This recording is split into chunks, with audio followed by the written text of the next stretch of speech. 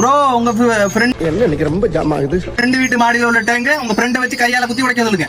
அவன் இப்படி செய்யட்டான், இருந்தாலும் அவனை எப்படியாவது முடிப்போம். இதோ உங்களுக்கு எதுக்கு கொண்டாந்து நீங்க மெட்டீரியல் இப்ப நிக்க விட்டுருக்கேன். அது ஒண்ணு இல்ல மச்சான், நம்ம சப்ஸ்கிரைபர் வந்து ஒரு டேர் கொடுத்திருந்தாங்க. அதை செய்ய உண்டு, அதை எப்படி நீ செய்யட்டான்னு எனக்கு தெரியும். இருந்தாலும் வந்து நான் கம்பல் பண்ணி முடிக்கிறேன் அப்படின்னு சொல்லியிருக்கேன். ஒன்னும் பிரச்சனை இல்லை. என்ன பண்ணனா இந்த இருக்கு பாரு டேங்கு, இது வந்து பொங்கி ஒரு கையால குத்தி உடைக்கிற மாதிரி. பிலிக்ஸ் தேவையில்லாத வேலை பார்த்துக்கிட்டு இருக்க. பிலிக்ஸ் போயிடாமா. நான் உடைக்கலாம். வீட்டுல போடுற அந்த கொஞ்சம் சோத்தையும் இல்லாம பண்றது நீ பண்றப்ப நம்ம சப்ஸ்கிரைபருக்காவடா.